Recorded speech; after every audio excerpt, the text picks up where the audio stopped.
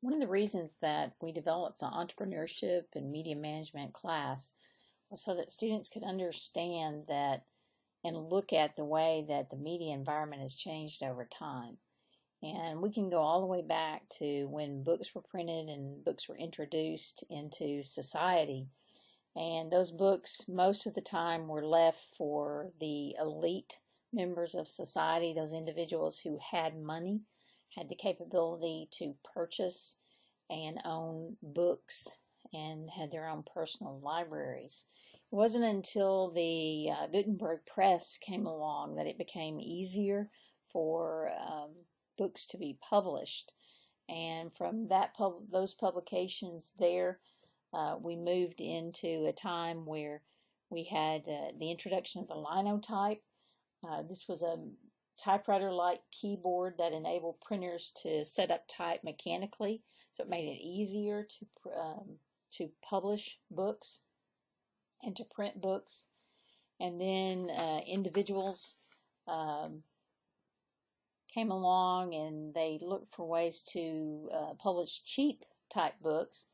And in 1860 we had the dime novels, and they were sold for 10 cents.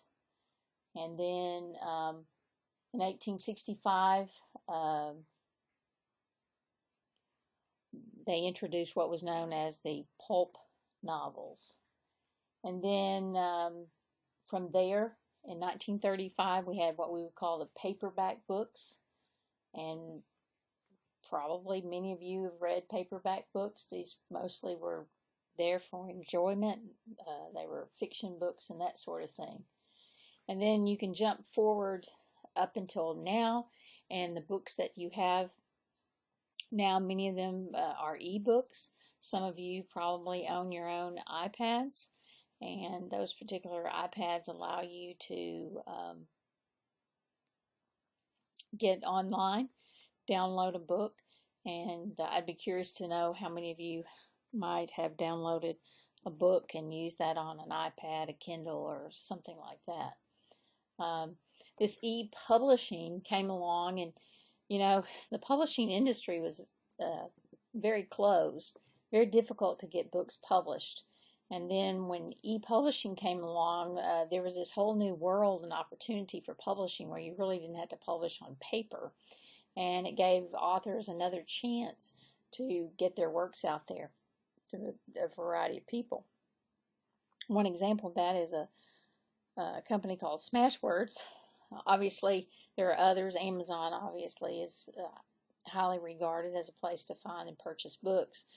But for those independent book authors who need a place to publish and can't get through all the red tape to do that, a company such as Smashwords is that opportunity. And you can sell your books for a nominal price online, and they're like an independent film in essence. Somebody has written a book, and they may develop followers because of that, and may do really well in getting books published in the future. There's more and more convergence. In Jonesboro, Arkansas, we had an organization, Rainbow Publishing, and that particular organization published lots of books for colleges and things like that, and for secondary schools. And because of the changes in the environment, some of their work has gone away. So book publishing still exists. It exists in a very different form than what it did in the 1800s. Let's move on to magazines real fast. Magazines, on the other hand, came along for the purpose of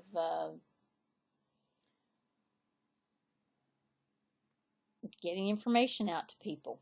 And they weren't newspapers, but they were magazines. And in the early 1700s and mid 1700s, I should say, and early 1800s, there were a variety of magazines that were published. Some of the longest running ones, Saturday Evening Post, came along and continued for 148 years. There were other magazines that were published by different organizations. One of those organizations that published The Crisis in 1910, it served as the voice of the National Association for Advancement of Colored People, NAACP, as you would know it today. Mass circulation of magazines was helped by the railroad, because those magazines, once published, could be distributed to a larger group of people.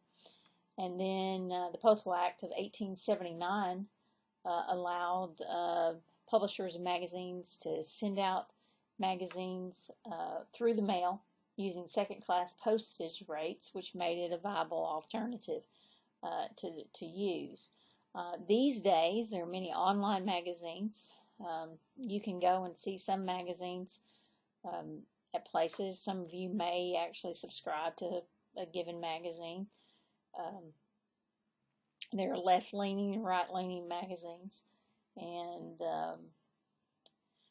the internet has certainly changed the way in which magazines do business.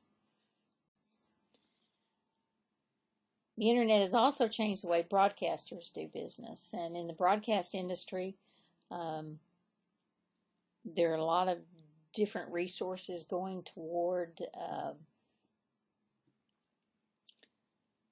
getting information out and distributing it through multiple platforms.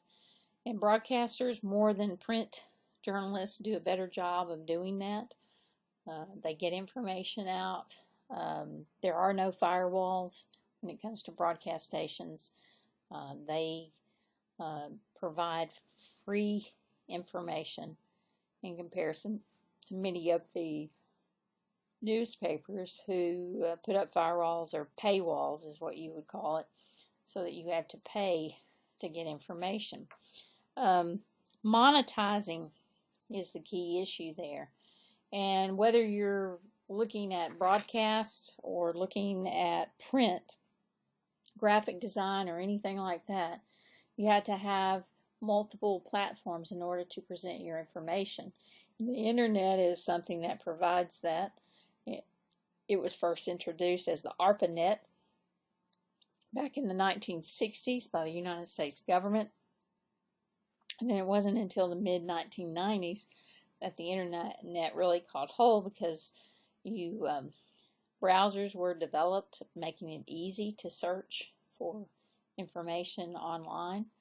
And then there was this massive explosion of information available to individuals. And the internet has been used successfully by what we would call legacy media to build additional avenues of revenue.